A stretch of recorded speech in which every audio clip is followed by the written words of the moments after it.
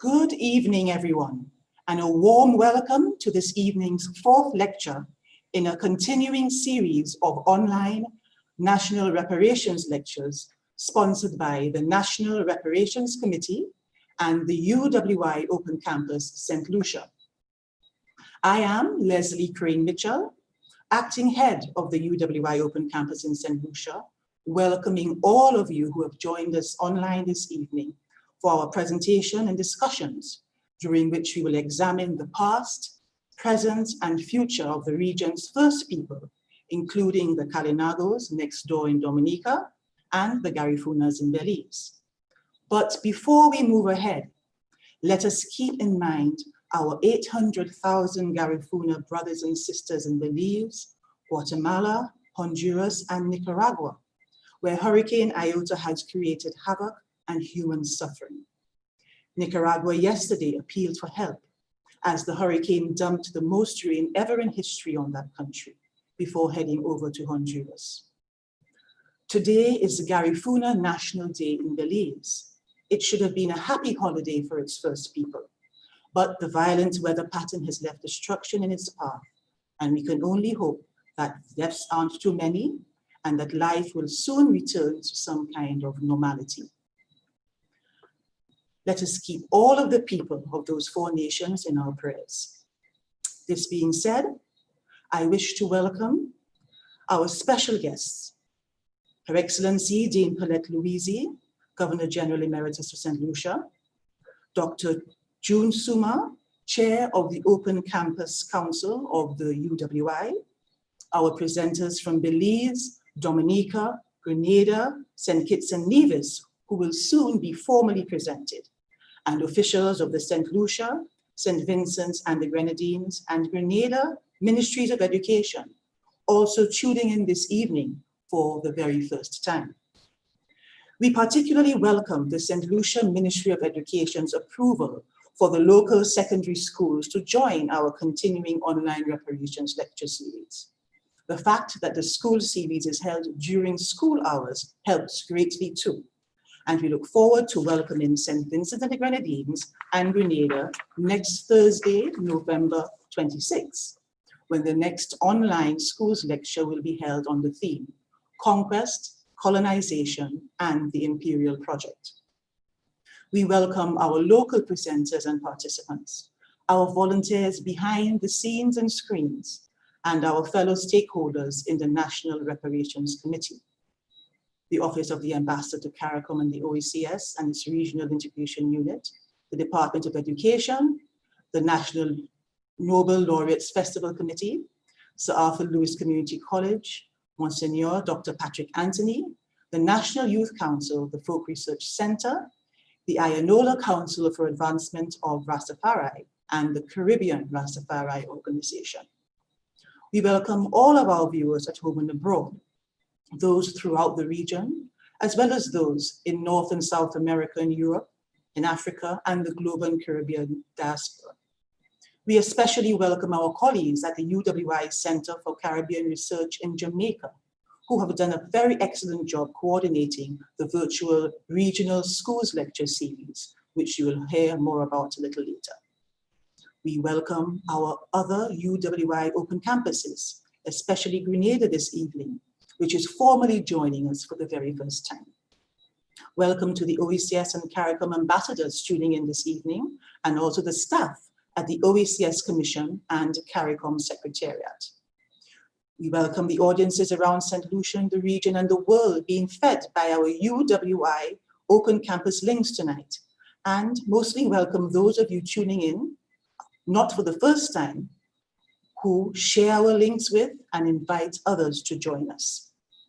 For those of you that we are welcoming for the very first time, our national lecture series started way back in 2016 with the inaugural lecture delivered by Dr. Suma, who was then in transition from 8 years as St. Lucia's ambassador to CARICOM and the OECS to taking up the then new post of Secretary General of the Association of Caribbean States. Pre-COVID, Dr. Suma opened the series that took us into an agreement with the Ministry of Education to take the reparations message to the island's secondary schools. And now, Dr. Suma is here again with us, this time as chair of the UWI Open Campus Council, as we take the reparations message to both local and regional schools. The UWI, the CARICOM Secretariat, and the Center for Reparations Research are co-sponsors of both series, and we must welcome the continuing and growing association of UE entities with our efforts. The Grenada UE Open Campus has joined ours here, as well as the UWI Open Campus Marketing Department and its technical team. Also cooperating in different ways is UWI TV Global, which will be packaging these lectures for regional broadcast. And then there's the Office of the Vice Chancellor of the UE, which is another quiet but effective set of UE hands behind both the CRC chairman, Sir Hilary Beckles, and the CRC itself. And of course, we welcome the CRC chair, Sir Hilary, the CRC's coordinator, Dr. Hilary Brown, and the three vice chairs, Professor Vereen Shepherd in Jamaica, Leroy Jomo Thomas in St. Vincent and the Grenadines, and Dobreen Ramadi in Antigua and Barbuda. The UWI Open Campus St. Lucia is proud to be associated with this reparations lecture series.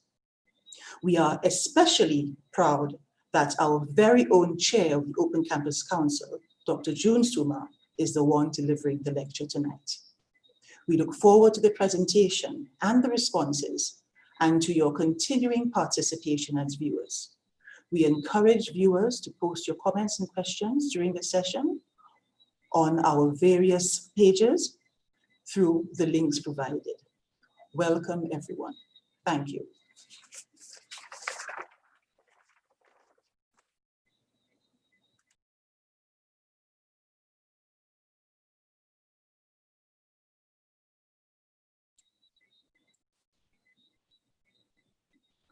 I now invite Ms. Chelsea Shalry to lead us in an opening prayer.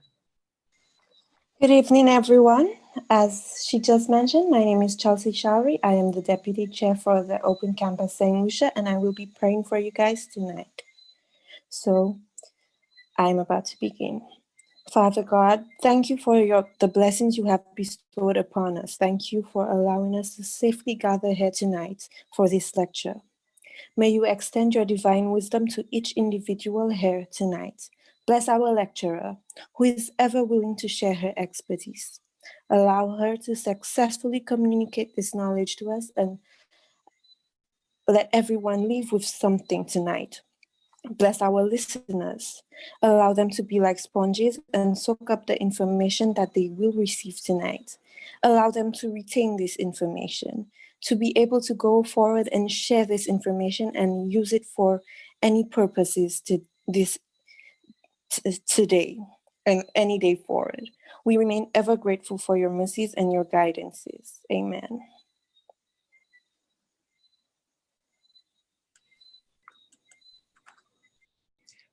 Thank you for that opening prayer.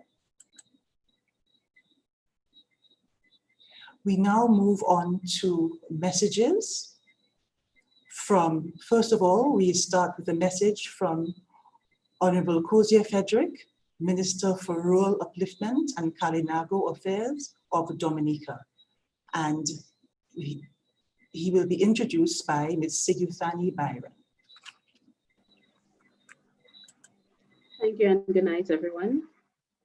Honorable Kozia Patrick is the Minister for Kalinago Affairs and Rural Upliftment in Waitukubuli, the Commonwealth of Dominica. Kalinago is actually the true name of the people we learned about as Caribs, and Waitukubuli is the original indigenous name of the island still officially called Dominica. Minister Frederick is very passionate about his people, their history and welfare, and in all his international and regional interventions, he underlined the need for the Caribbean to relearn its history and better understand the true story of the region's first people. A graduate of the University of the West Indies, Minister Frederick was the first person to be awarded the Sir Arthur Lewis Indigenous Scholarship. and he has developed a strong grasp of the history of First Peoples, as well as their interactions with each other before and after the Europeans arrived. He is a father, an influential community development activist, and one who insists the Caribbean's first people have much to do with Caribbean people generally to recover our stolen identities. The Dominica Reparations Committee yesterday hosted a similar online panel like this on Haiti's role in the Caribbean's liberation, which he also followed. So tonight, we are pleased to be graced with his presence. Minister of Kalinago Affairs and Rural Upliftment in Dominica, Minister Cozier Frederick. Please take the floor. Thank you very much, listeners. Thank you very much, Caribbean citizens. I'm happy to be part and parcel of this wonderful discussion, and to add my voice to the progressive movement for reparative justice, and to make the point that while there is this notion that, or the myth of extinction, we are very much present. There is indeed an indigenous presence within the Caribbean space, and I'm proud to be part of that space, and to ensure that the legacy of the ancestors carry on, and that legacy continue to inform Caribbean conversations, especially as it relates to the rewriting of our history, to a retelling of our traditional stories, and to ensure that the next generation clearly understands that the space in which we live in was one that was a wonderful civilization before the conquest by European civilization, and to also say that the people are very much alive. They are very much part and parcel of the development of their various countries, and to say, even while I speak from Waiti Kubuli, which has the more organized indigenous community, we are well aware that there are various communities right across the Caribbean region, from all the way from Trinidad in the south to the Bahamas in the north, and we should honor those spaces. And Caribbean government should make a concerted effort to ensure that the sacred spaces of the ancestors are honored, and research by young scholars and people in the social sciences to understand that the people are very much there, and they have existed over a number of years. And since with the fact that we have survived various intrusive interventions, we are very much alive today, and we will survive more. And within the constructs of the present day Caribbean society, with a pandemic affecting our economies or lifestyles, we have much to offer to humanity, and we are very much aware of our roles and our responsibilities, and to say that as an indigenous brother myself, I would want to ensure that the knowledge transferred to us through our ancestors remain in our space, and we can continue to provide support for our communities, for our country, for the regional space, and that some of the issues that we're now facing, we do have a solution, and we want to call to people to understand that the indigenous people of the Caribbean do have a progressive movement, and that we wish to be engaged in all of those initiatives moving forward. So I'm happy to be part and parcel of this movement.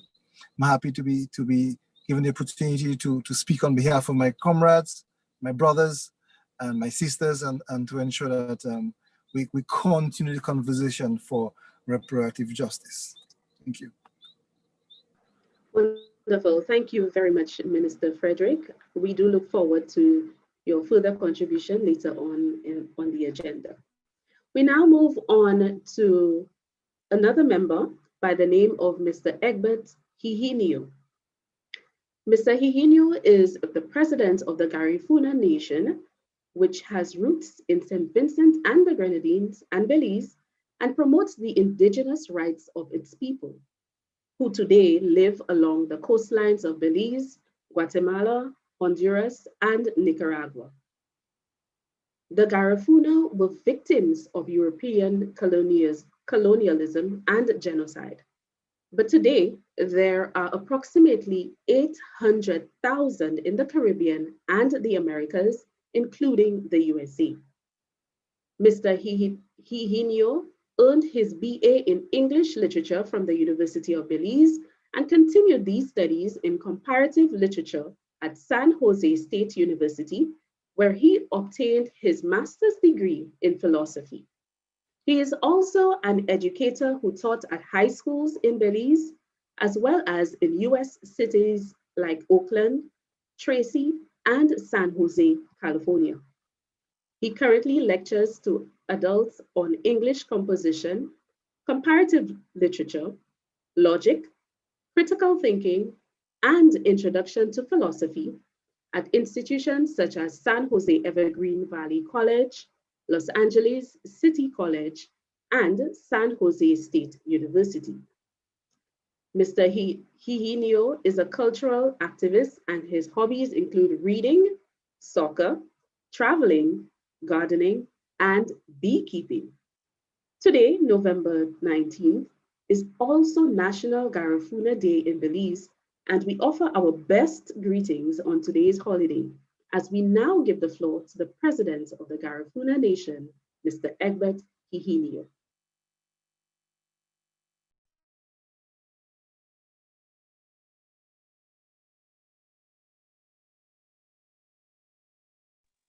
Your mic is muted, Mr. Hihinio. Thank you very much, Ms. Sigutani, Brian, and my brothers and sisters from the Caribbean, distinguished guests, Dr. June Sumer. Greetings, Mabuga, Hausumut, Biti Rabanwayo. That means welcome, good afternoon in my language, Garifuna language. As the introduction stated, I am a son of the so-called Black Arabs. I am my ancestors, Garifuna, existed, lived in St. Vincent, and that history I am exploring because we don't have much access in our institutions in Belize. I was asking my brothers in Honduras if the history of the Garifuna people are taught in schools, and they told me no. So we are all on this journey to reach out to our brothers and sisters in the Caribbean. Some of my cousins, relatives, friends in committees, dancing committees, language committees in Belize, Guatemala, Honduras, are revisiting St. Vincent to teach the language, parts of the culture, to reconnect. We have an interest in the Reparation Committee movement because we think we have a viable case.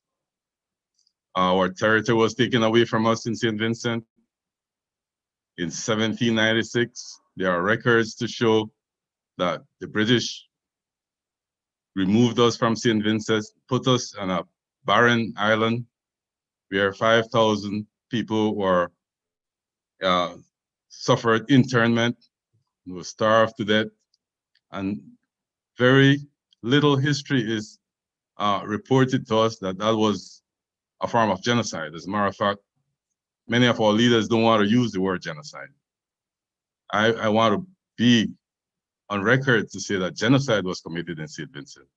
Of the 5,000 people who were rounded up, 2,000 people died. Half was taken to another island outside of Honduras. And from there are reports that in the 1800s, we were already migrating to Belize. Before the Europeans arrived to Belize, we were occupying territories in the so-called British settlement. So I do welcome the invitation to reach out to you for participating in this reparation journey. It's a new endeavor for me as a new president for the Garifuna Nation. And I want to also tell the listeners, my brothers and sisters in the Caribbean, that today is a very happy day for me. I'm not in Belize celebrating with my brothers and sisters because there must be a lot of carnival, and drumming going on, and singing and merriment. I'm here in the US reflecting on the 223 days when we left St. Vincent and arrived Belize. That's what we are celebrating in Belize now. 223 years when we were exiled from St. Vincent. We celebrate in Belize November 19th. First, it was only my little town, Dangriga. Now the whole country is celebrating with us, our resistance, our resilience. So much so that UNESCO has declared the Garifuna culture as a World Heritage, intangible benefits for humanity based on our preservation of the language, music, and song. But we are saying the intangibles now, the intangibles need to be supported by tangibles. And so I'm welcome you in this journey and my brothers and sisters from Central America to join you in the struggle for reparatory justice. I say solidarity. Thank you, Mr. Hihinio. We now move on to Ms. Carla Astafan. She's the chairperson of the St. Kitts and Nevis Reparations Committee, has a long history working with the Nyabingi Theocracy Order and others building African consciousness.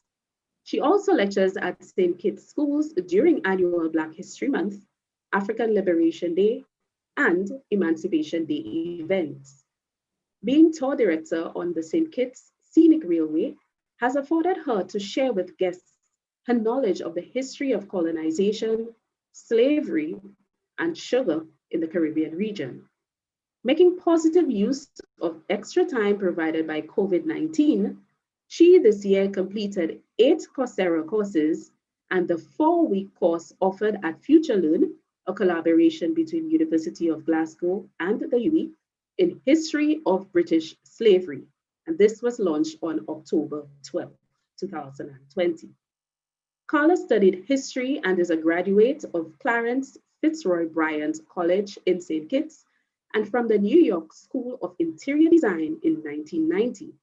She's a potter who owns the Potter's House Studio, and her pottery work has been exhibited at local, regional, and international expositions.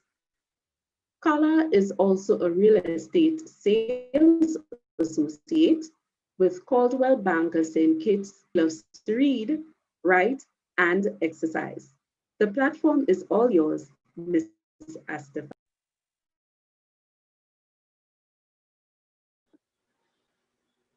Good evening. The St. Kitts National Reparations Committee, SKNRC, is pleased to be part of this National Reparations Lecture Series. We thank Mr. Earl Bousquet of St. Lucia National Reparations Committee for the invitation to participate in this edition of the National Lecture Series. The SKNRC was launched in January 2020 here in St. Kitts and Nevis. Our Prime Minister, the Honorable Dr. Timothy Harris, and his cabinet made a decision to re-establish the committee. Invitations were sent out to individuals and also to a number of organizations to select someone to serve on the committee, and we had our in February 2020. Our mandate, like other commissions around the region, is to raise public awareness on the issue of reparations, why it is very important to the descendants of enslaved Africans, and especially to the development of the region. In August, SKNRC did a media blitz during the week of July leading up to Emancipation Day 2020. We use the opportunity to educate listeners on Reparations Commission's 10-point plan for reparatory justice. And we disclose information as to names of families who were compensated at the abolition of slavery, so they could make the linkages as to where we are and those who benefited, where those who benefited are economically, because that's quite important. We closed the week on Emancipation Day, August 1st, with a cultural event, Independence Square in Bastille.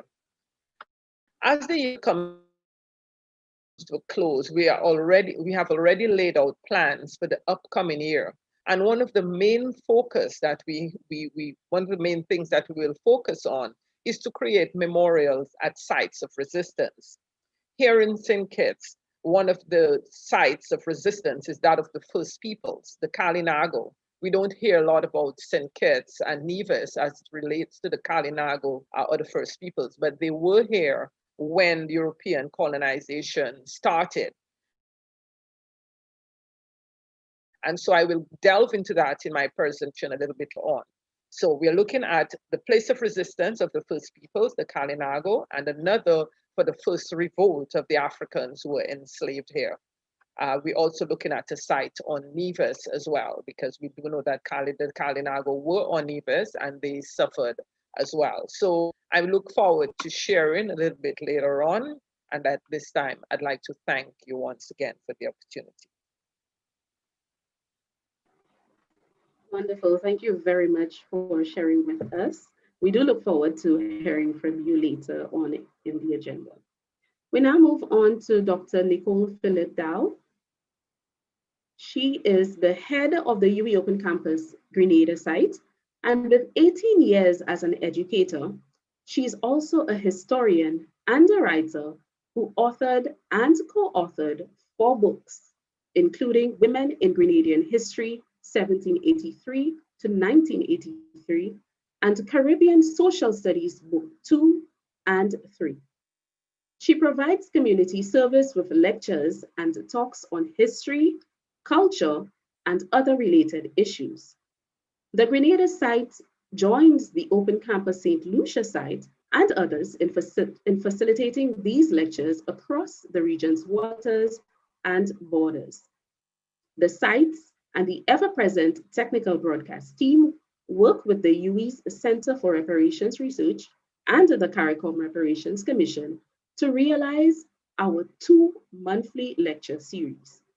The Grenada site is also facilitating availability of this evening's lecture to UWI alumni and other allied sectors in Grenada.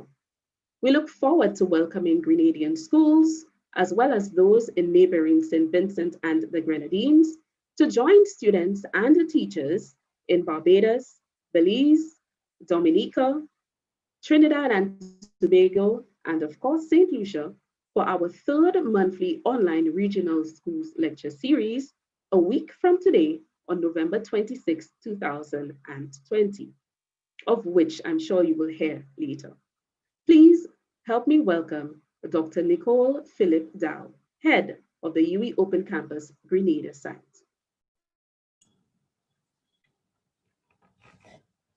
Distinguished guest speaker, Dr. June Suma, other presenters, ladies and gentlemen, warm and fraternal greetings from Open Campus Grenada. We are very pleased to be part of this discussion on reparations. Public advocacy is part of UWI's AAA strategy. It's part of UWI's mandate. So these lectures are well within the mandate of the university, and we are really very pleased to be a part of it. In Grenada, we are making baby steps in terms of reparations. We have started the process of establishing a reparations committee. A steering committee, for that matter, is what we're working on now, to be able to actually set up a reparations commission. As part of that effort, we have to look at public advocacy. We have to look at education in the schools in particular, and education of basically the general public on things related to reparations. So this is actually very timely for us. We are encouraging the schools to be a part of the reparations lectures for schools. We want to start with the tertiary institutions like the community college, UE itself, of course, and St. George's University through their department of, and it just went straight out of my head, the Department of Social Sciences. And we want to go through that route and start to speak to our young people in particular about this whole issue of reparations, and for them to actually make history come more alive to them. This whole exercise is very near and dear to my heart because I'm a historian and a teacher. That part of me has never ended or stopped. And so because of that, it's a passion to share information, to share knowledge for students to understand and see history as something alive, something that they can relate to, for them to understand how the things of the past, experiences of the past affected us then and still continue to affect us today. So Dr. Suma, we look forward to the lecture.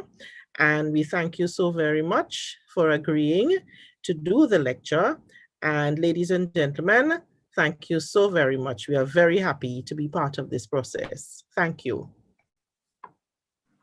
Wonderful. Thank you very much. I take this opportunity to say a general thank you to our four speakers this evening who offered remarks and messages on behalf of their team. And that would, of course, be in the persons of Honorable Cozier Frederick, Mr. Egbert Hihinio, Ms. Carla Astafan, and Dr. Nicole Philip Dow.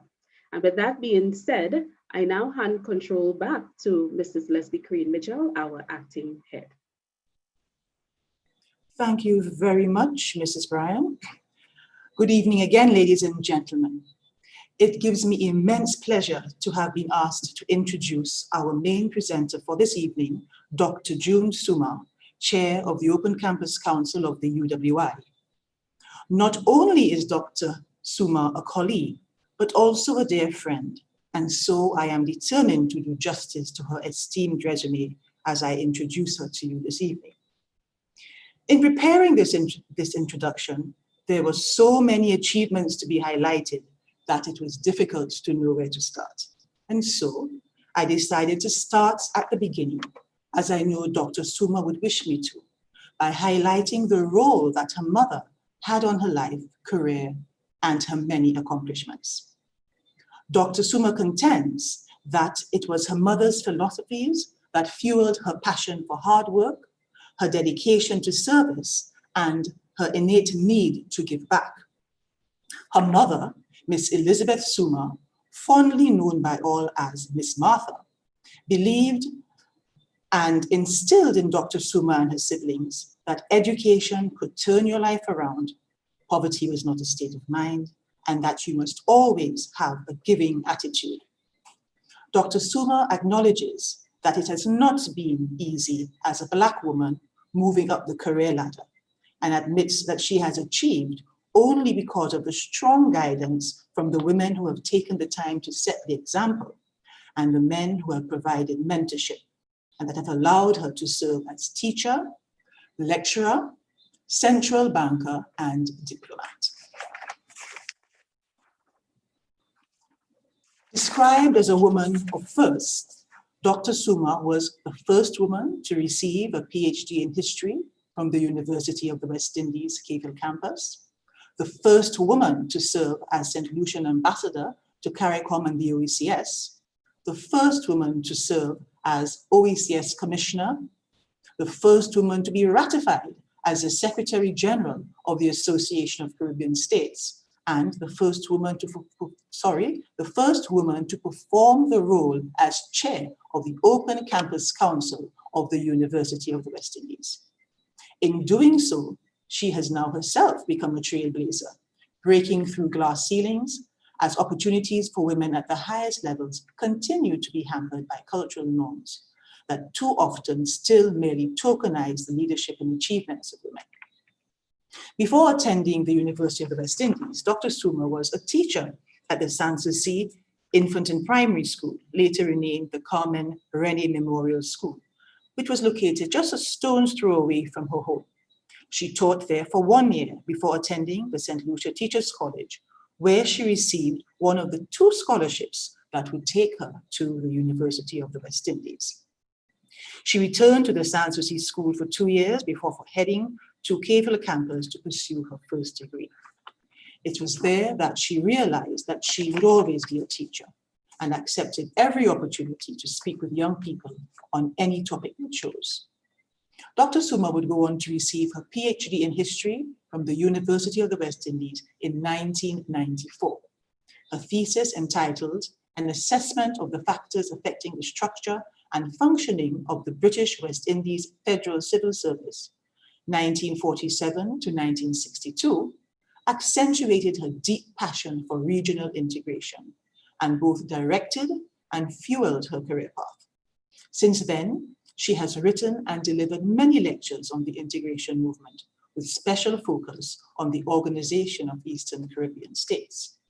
Indeed, her entire life has been marked by her commitment to regionalism.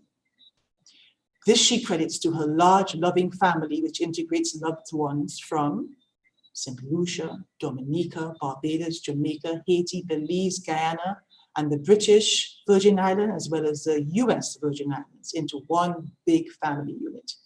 It is no surprise, therefore, that in July 2018, Dr. Suma received the Pelican Award from the University of the West Indies as a Distinguished Graduate of the Decade, 1989 to 1998, and for excellence in diplomacy, public service, and the promotion of regionalism on the occasion of the 70th anniversary of the UAE. Serving as St. Lucian's ambassador to OACS and CARICOM with responsibility for diaspora affairs was a position that Dr. Suma held from 2008 to 2015. And this afforded her the opportunity to serve her country not only in St. Lucia, but throughout the world. Hers was the honor of managing the 2010 homecoming, which saw St. Lucians returning from their adopted homes in the diaspora to engage with the government about making their contributions to the country. Out of this engagement, she crafted the St. Lucia Diaspora Policy, which would later be adopted by government. During this time, she represented her country overseas on numerous occasions and was head of the St. Lucia negotiating team, which finalized the landmark maritime boundary agreement reached between Barbados and St. Lucia. Her tenure as ambassador to OACS and CARICOM was marked by the work undertaken in ensuring that the country entered into the OACS Economic Union in an efficient and timely manner. Dr. Suma has lectured at the University of the West Indies, the University of North Carolina in Wilmington, and the University of North Carolina Central. She also worked for 10 years at the Eastern Caribbean Central Bank in the Human Resources Department, the Research Department, and the Strategic Policy Unit.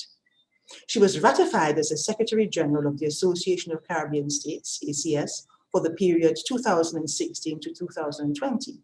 And, as mentioned, was the first woman to hold this position in this regional organization, which incorporates members from the Greater Caribbean. She remembers when the association was formed as a young student integration historian, noting that it was at a time when global threats and anxiety of irrelevance mobilized eminent scholars and policymakers who were searching expeditiously for solutions to restore significance. As a pragmatic integrationist, determined to prove the continued relevance of the entity, she approached the management of the association with the hope of building on the demonstrated commitment of its past leadership, especially as it related to the preservation of the Caribbean Sea and other mandates of the organization. All told, Dr. Suma has over 30 years of academic and professional experience functioning at the managerial, operational, and technical levels in the diplomatic, financial, and educational sectors. She has a sound understanding of contemporary development issues and continues to advocate for equality and equity in sustainable development. Most recently, she was appointed chair of the Open Campus Council of the UAE.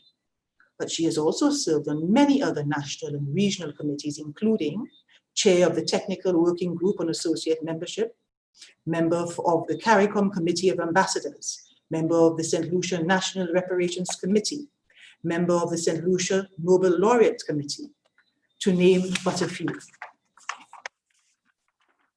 Since receiving the Teachers College Scholarship, Dr. Suma has received numerous awards, including the Elsa Gavaya Memorial Scholarship in 1988, the Award for Outstanding Contribution to the Development of Human Resources in CARICOM, 2001, Executive of the Year in St. Kitts Nevis, 2003, and the City of Santiago Award for Outstanding Working for the Caribbean Business Forum in 2019.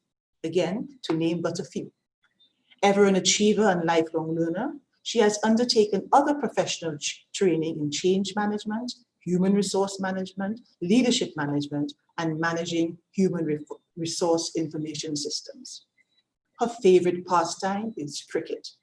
She watches it and analyzes its impact on regional integration. She even writes about it. She has several cricket-related publications under her belt, including The Social Pillar of Integration, Cricket and the Politics of Integration, West Indies Cricket Culture, Cricket and the Origins of Federation Organization, and Popular Democracy and West Indies Cricket Supremacy.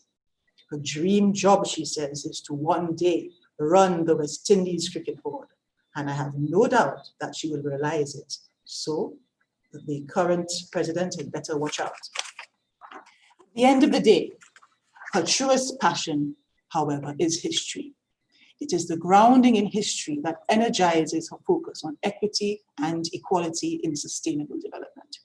So, whether it is her publications such as Runaway Slave Women in the Windward Islands, or the manipulation of the production and reproduction of African women in the Caribbean during slavery, or her lectures on the Magna Carta and the notion of rights in post-slavery, post-independence Caribbean countries, she feels duty-bound to ensure that the people of the region understand and appreciate the history. Tonight is yet another opportunity to do so. And so I present to you Dr. June Suma to deliver the lecture, First People, Last Citizens, from Native Genocide to National Isolation. Over to you, Dr. Suma. Thank you very much, Leslie. Her Excellency Dame Paulette Louise, Honorable Cozier Frederick, Regional Ambassadors, members of the National Reparations Committee, members of the CARICOM Reparations Committee, members of the UWI Open Campus team in St. Lucia and in Grenada and throughout the region, regional participants, youth of secondary schools of St. Lucia and the region, the global diaspora.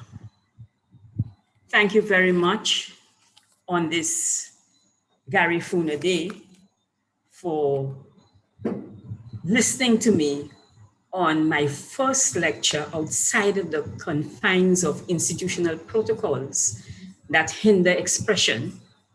And I trust that in this new space that I will do justice to a group of people who have been forced into invisibility. I hope that tonight I can convince you that it is our duty to speak out on behalf of all oppressed people in our region, and especially to those to whom we owe so much. My deepest admiration for the National Reparations Committee of St. Lucia, which has been outstanding in its very focused program of education on reparations. Its exciting and varied lineup of activities has given us a chance to engage more deeply with our history, but more importantly, with a pathway to our future. My presentation tonight is really a continuation of the presentations made by Dr. Lennox Honeychurch, Mr. Egbert Hihinyu, Honorable Kozia Frederick, and Mr. Zachary Bayer in the second CRC lecture on the myth of extinction, indigenous peoples and their survival strategies. These presenters gave a comprehensive overview about the Taínos, Kalinago, and Garifuna, and addressed the issue of genocide and confinement, which led to an invisibility which we must unveil, not only in order to simply make more conspicuous, but to restore dignity and humanity. I have to say here, not as a disclaimer, but because Mr. Bousquet's choice of topic took me away from my comfort zone of regionalism, that it is time for all of us to get out of that state of contentment that has not made a way for us to speak to the difficult conversations that we must have as independent nations. Otherwise, we continue to doom our indigenous populations to continued obscurity and abuse. I have therefore situated my presentation in a series of questions and statements that address issues such as racism, identity, numbers, logistics, nationhood, and duty. The first point of discussion for me must be how we more fundamentally engage with the descendants of the indigenous or First People who still lack access and who continue to be decimated in the lands where they now occupy. Isolation has not hidden them from the new expansionism in the search for oil, precious gems, and deliberate degradation of forests. Despite some gains since the end of colonialisms, many gaps remain. These colonialisms have left structural barriers that limit their full social and economic inclusion. We must focus both on their equality and equity. Reparations for First People must essentially reflect how they view their own development. They have their own strategies, and we must work with them so that we can grow the entire movement. Our decolonization projects cannot be limited by colonial barriers of sea, land, and language. We cannot concentrate on the English-speaking Caribbean with some overtures to the French and Spanish.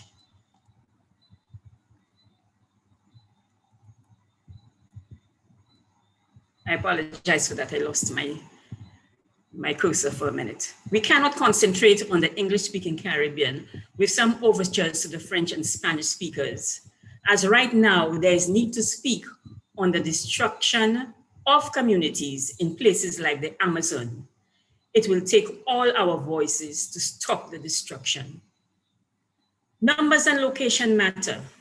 In 1949, when Douglas Taylor did his study on the Garifuna, he found that there were some 30,000 living in 25 settlements in 3 different countries: the Republic of Honduras, British Honduras, and Guatemala.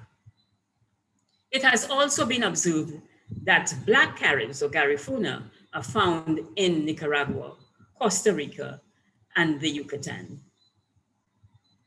They have never lost their identity, remaining unto this day a distinct race.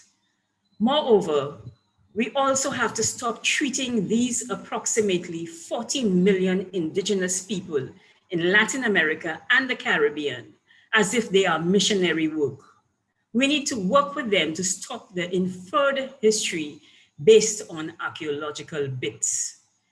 There ought to be a greater effort in documenting what was so that decisions can be made as to what next.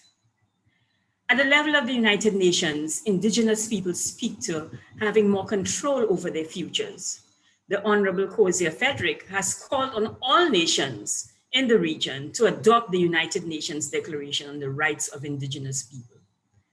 I too joined that call, and I also joined the UN in asking for more data so that the situation of indigenous peoples does not remain invisible within national statistics.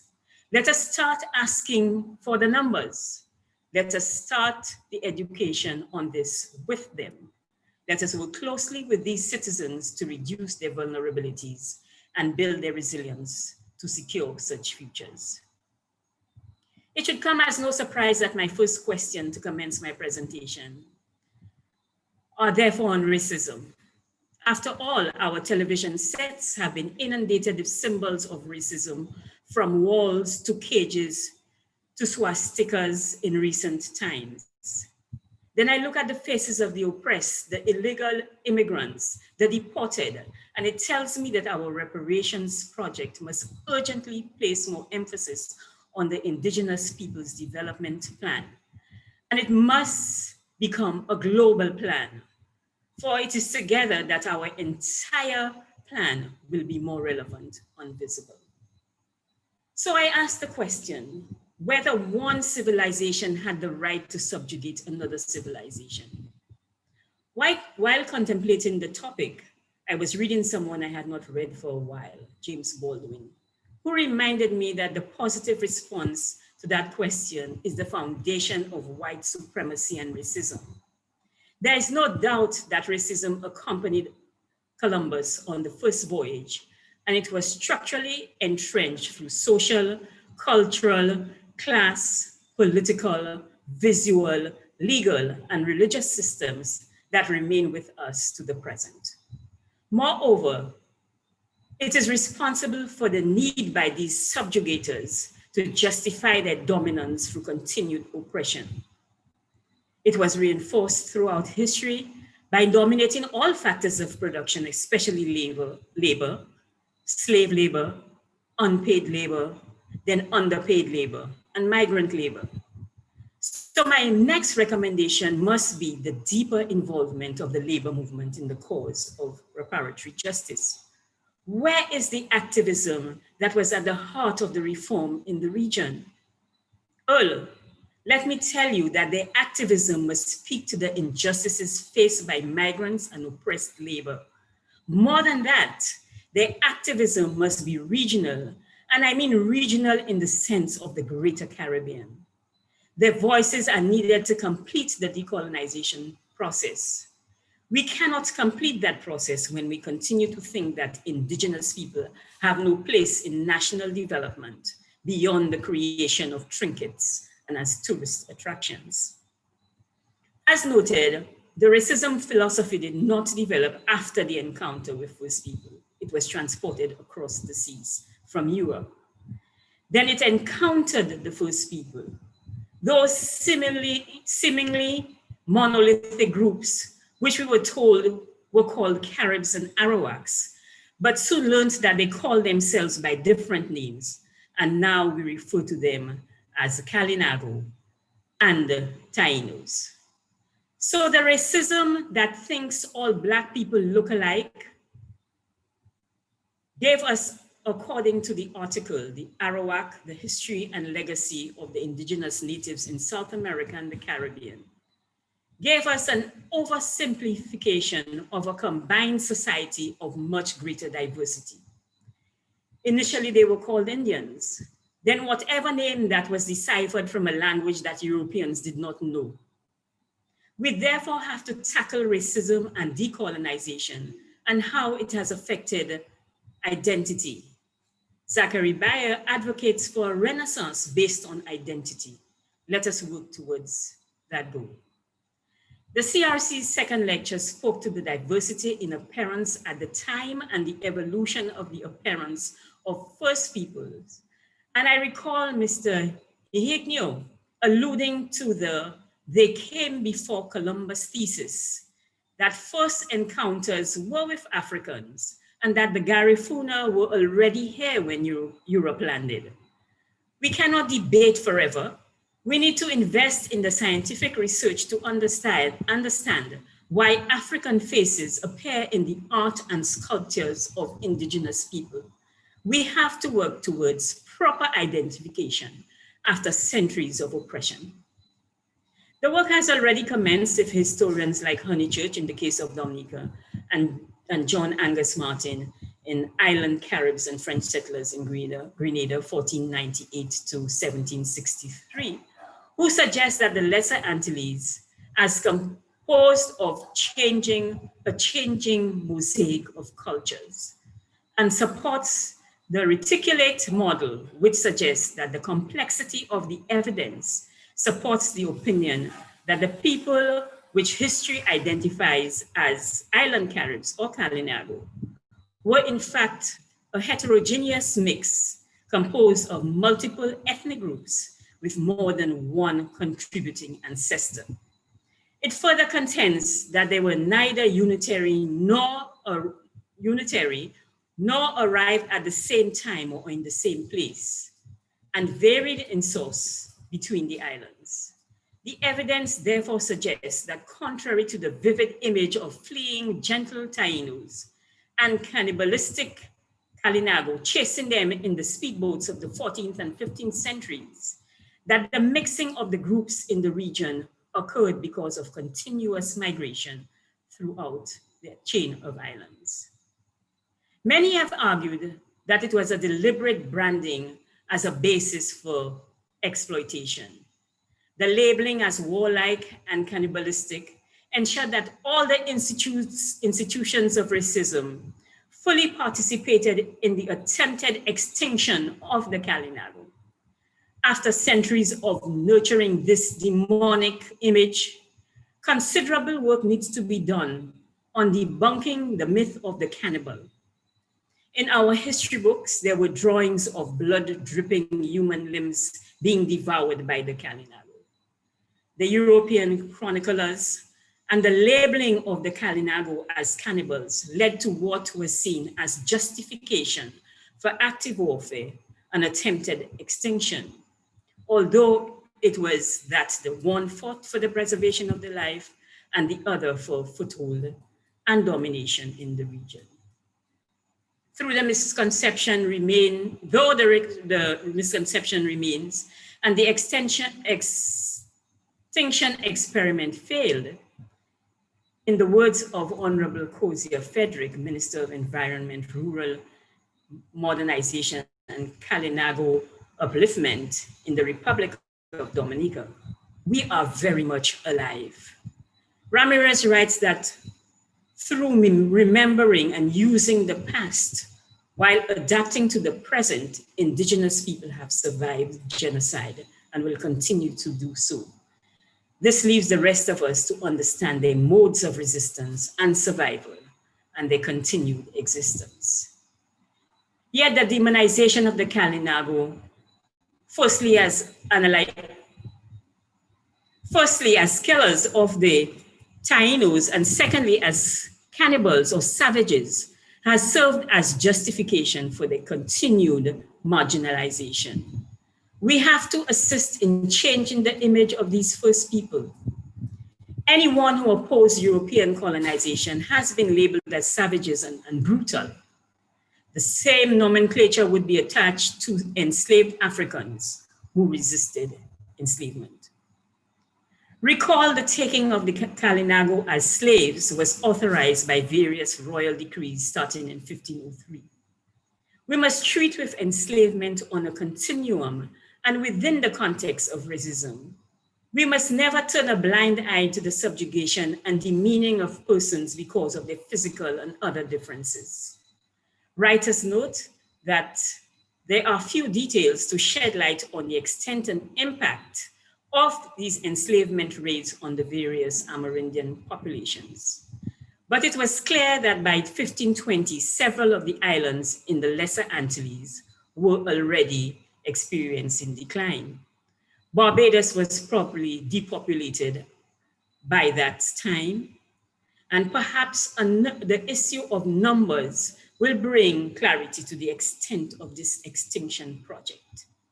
It is estimated that in Hispaniola, more than 250,000 were killed by the time of Columbus's death in 1506. The remaining Tainos were rounded up and worked to death at a furious pace, to the point that by 1515, records indicate the indigenous populations on that island, less than 50,000, had survived. And by 1555, 40 years later, there were 500. According to Father Bartholomew, they suffered and died in the mines and other labors in desperate silence, knowing not a soul in the world to whom they could turn for help. Here were 60,000 people living on this island, including the Indians, so that from 1494 to 1508, over 3 million people had perished from war, slavery, disease, and the mines. We may argue about the accuracy of the numbers. Historians spend their entire lives trying to justify whether it was 300 or 30,000, as if the brutality and the subjugation were any less impactful. My emphasis is on the unceasing viciousness of the assault on our people and our region. Only the densely populated mountainous and strategically located islands of Dominica, St. Vincent, Guadeloupe, Martinique, St. Lucia, and Grenada were able to resist these devastating raids to a certain extent. Another impact was the retreat along the inaccessible Atlantic coast by the island Caribs to better protect and defend themselves. As Burton noted, when the island Carib or Kalinagos constructed a settlement, they did not cut trees so as to remain hidden from the Europeans. Honorable Cozier Frederick notes his ancestors used isolation as one of their survival techniques, but they also resisted Spanish attempts to take control of any other islands or even traverse the seas. The 1525 Spanish attempt to colonize Guadeloupe failed, as did efforts to colonize Trinidad in 1530, as well as the attempt to take Grenada in 1609. Much of the resistance by a multi-ethnic alliance of Amerindians from Trinidad and the Paria Peninsula. Many different groups joined the resistance movement. The struggle would prove more difficult when the English and the French successfully established settlements in St. Kitts in 1620, followed by English colonies on Barbados and Nevis, while the Dutch occupied Tobago. For over a century, the island Kalinago had successfully defended their islands against Spanish and early European aggression. We should also be reminded that the colonization of the Lesser Antilles was a lengthy process that spanned over 300 years, and that during that time, the Kalinago were able to survive and continue to exist. They survived the 300 years of war with European encounter, warfare, disease, and marginalization. And according to Hoffman, they were able to renegotiate the new colonial realities and inflow of peoples, goods, and ideas. We should also recall that the Spanish who first arrived in the Bahamas, Cuba, and Hispaniola in 1492, and later in Puerto Rico, did not bring women in the first expeditions. They took Taino women, resulting in mestizo children. Sexual violence in Hispaniola with the Taino women by the Spanish was therefore commonplace. Scholars suggest there was substantial racial and cultural mixing in Cuba, as well as several of these communities survived into the 19th century. Nevertheless, it is important that we remove the myth that these were consensual relations, and we must ensure that the rape of indigenous women must never be documented as surrender. James Baldwin painfully utters, "My grandmother was not a rapist," if only to emphasize that the rapists have been validated while the victims remain oppressed. They rape not only the inhabitants, the land, the environment, but also their progress and their future. It is our duty to give dignity back to the wounded, particularly to the women. It is our duty to uproot the misrepresentation of women as second-class citizens. When I presented the Eugenia Charles lecture earlier this year in Dominica, I stress that the call for reparations must never leave out the indigenous women. They too were dehumanized and have remained almost nameless and faceless throughout history. Among the Kalinago people, the women were not helpless. They could use the bow and arrow just like the men and were also involved in the preparation for wars. They prepared the food for war missions and acted as lookouts, provided warnings of approaching enemies to inform war strategies. They were also instrumental in assisting the Maroons. Honeychurch tells us that the idea that the relationship between the Maroon and Kalinago people was one based on war and conflict is a terrible misconception. Instead, it was one based on collaboration.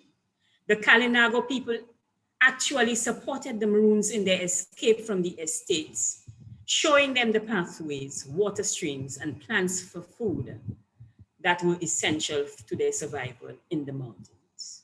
They too were equal under the whip. They too have been undervalued, raped, and enslaved in a country that was their own. They must be active in the reparations movement. It is something that we must encourage. We must not forget that disease crossed the Atlantic in the 16th century and the Tainos became nearly extinct as a culture following settlements by Spanish colonists, primarily due to infectious disease to which they had no immunity.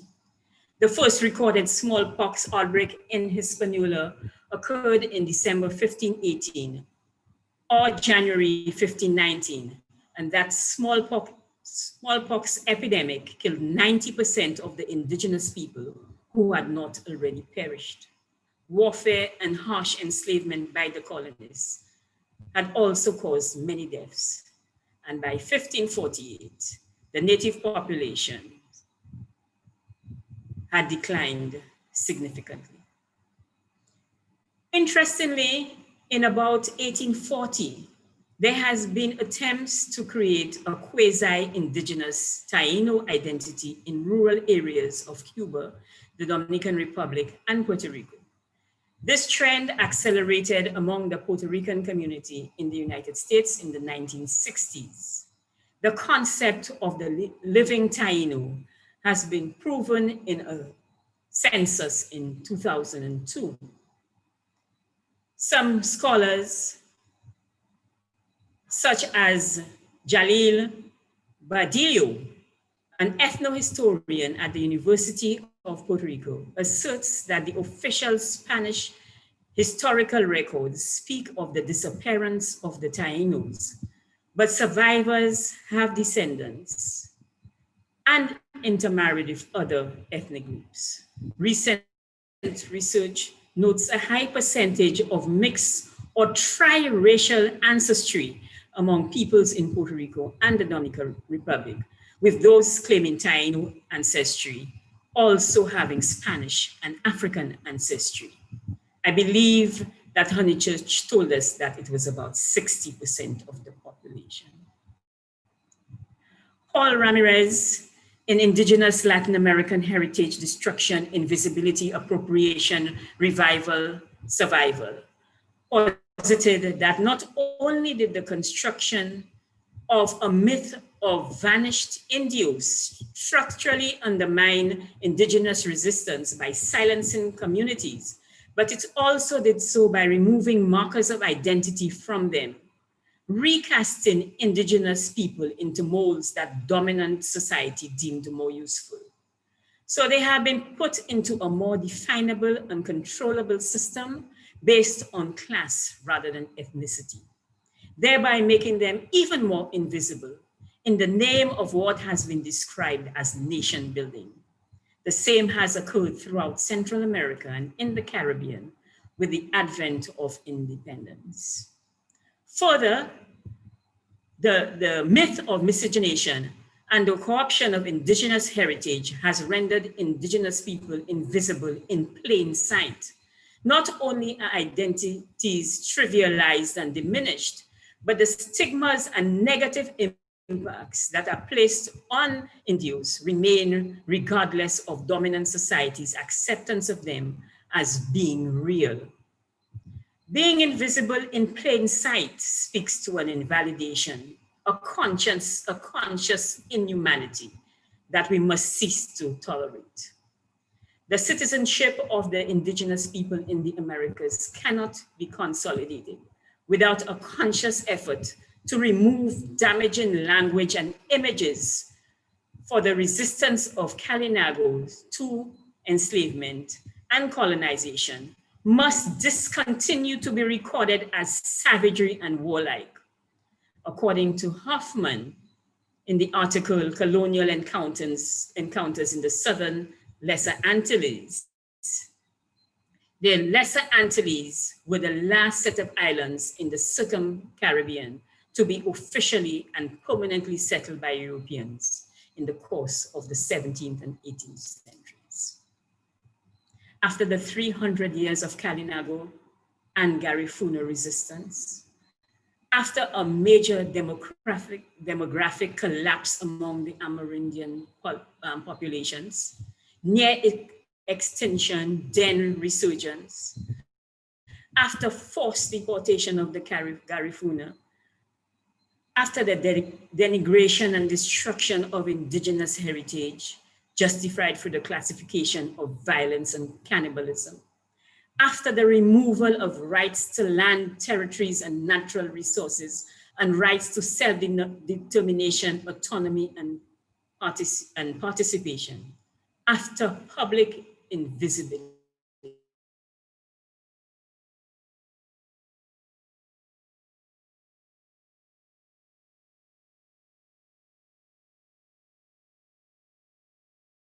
committed against the First Peoples, and which we have allowed to survive in prominent places, even after self-determination and independence in most of our region.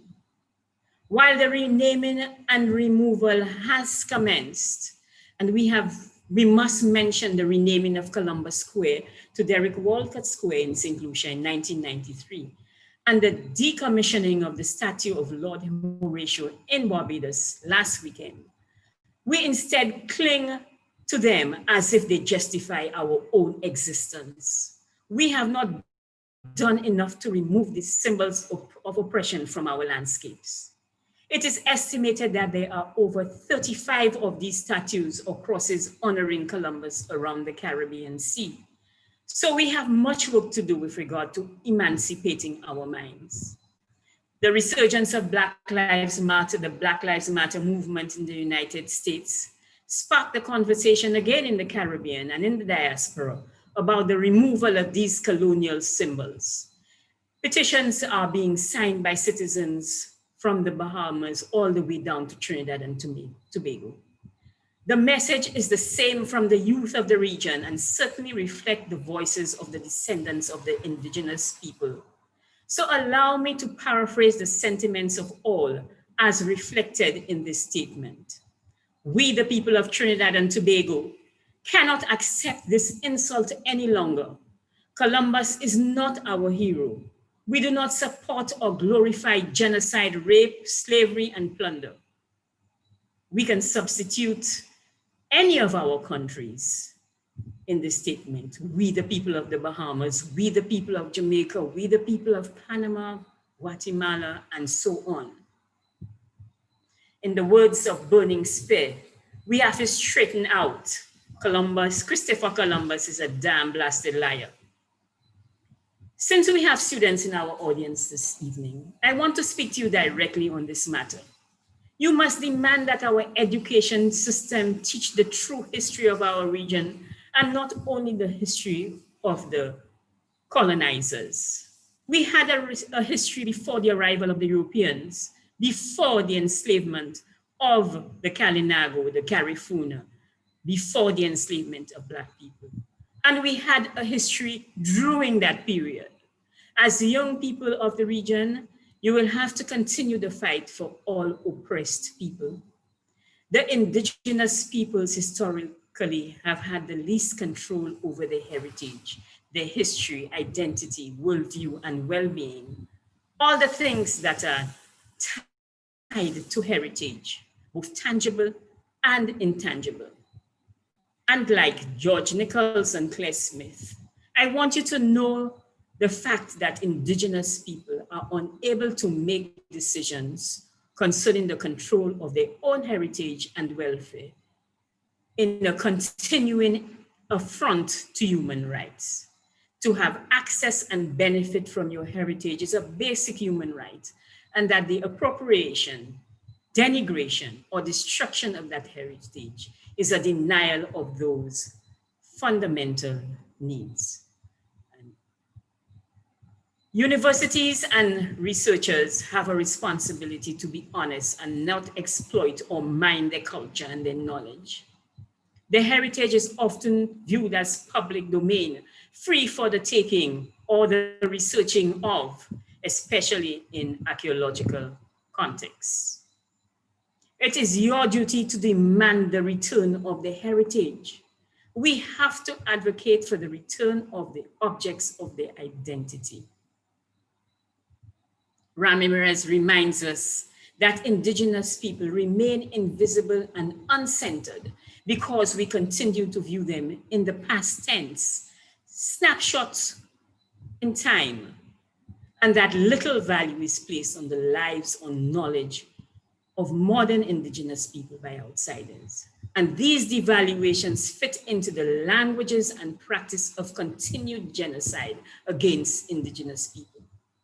These are the reasons why the reparations commissions, both national and regional, must fight for the decolonization of language, culture, image, and heritage.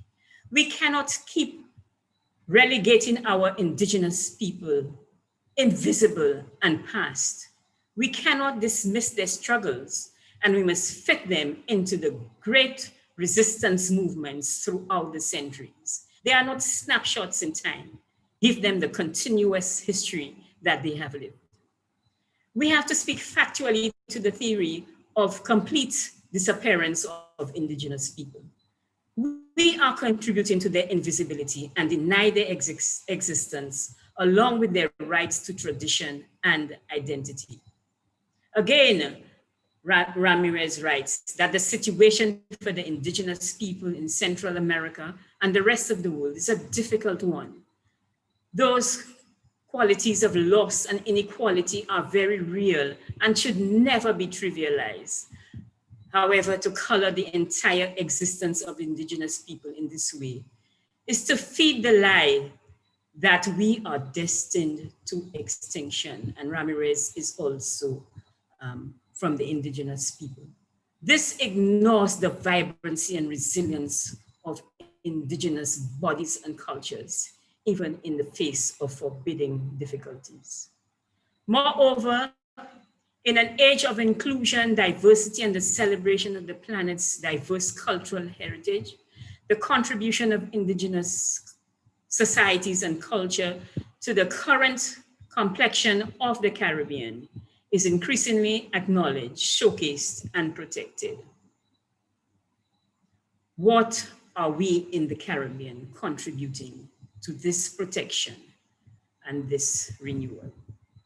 In conclusion, then, it is clear that the attempted genocide of the first citizens was not successful, and they continued to live on the periphery. They continued to live on the periphery of the slave and plantation society. The struggle and oppression did not make them retreat from confrontation with the limitation of their movements, as well as the theft of their lands. And throughout the Lesser Antilles, we saw the emergence of alliances with each other, with their runaway enslaved, and those who plotted revolution across European colonial acquisitions to destabilize or even take away islands. The Kalinago and Garifuna guerrilla warfare and the burning of plantations in St. Vincent was consistent and meant to destabilize the plantation system. That same plantation system where enslaved Africans labored. They were aware of other revolts like the Haitian Revolution And this spurred the persistent Garifuna Wars under the leadership of Duvalier and Chatoyard. Their plan was to overthrow the British, just as the Haitian Revolution was aimed at overthrowing the French. The first phase started in 1791, and the second war commenced in 1795 and ended when, on the 25th of February, 1797, the Garifuna and the Kalinago were loaded on the HMS Experiment and carried to the coast of Honduras, stripped out of their homelands. We need to recognize that the continuous and persistent destabilization of the plantation system was an assault on colonization. Our independent region is a tribute to all our peoples. Let us work for their upliftment. And just in case you missed it in the beginning, this presentation called for serious engagement in the First Peoples on their own self-view and their own development, raising our consciousness about the continued and current killing of indigenous peoples throughout our region, fighting for the freedom of all the oppressed in our region, raising our voices regarding all racism in all its obvious forms and its hidden agendas, empowering our youth with the consciousness to advocate for the removal of symbols of oppression. We must purge them of the power that their prominent presence continue to symbolize. At the same time, joining the movement for the return of stolen artifacts. Debunk the myth, the images of resistance as warlike and cannibalistic, the images of rape as surrender, the image of genocide as extinction, the image of miscegenation as purifying and changing, the image of women as passive citizens. Raise the resistance to colonization into the struggle of all oppressed people for their freedom and their right to self-determination. Urge governments to adopt the United Nations Declaration on the Rights of Indigenous Peoples. Decolonize our history and stop giving us snapshots that make us invisible in plain sight. What next is not my determination. All the recommendations discussed must be undertaken in collaboration with the descendants of the first people, the first citizens. We cannot perpetuate the modus operandi of the colonial powers. I thank you.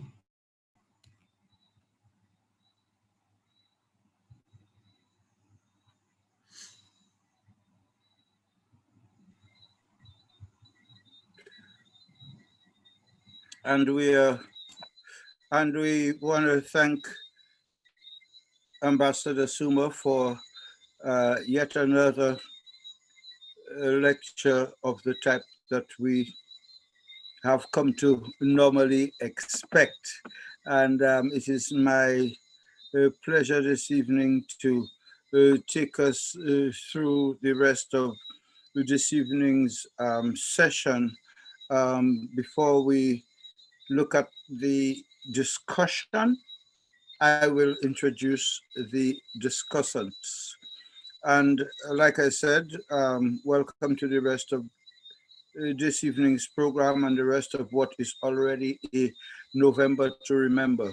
The month is still young, just past middle age, but the world and the region have seen changes that have startled the world alongside others that have caused nightmares, starting with what the Biden camp describes as the end of America's daily 4-year White House nightmare, continuing with St.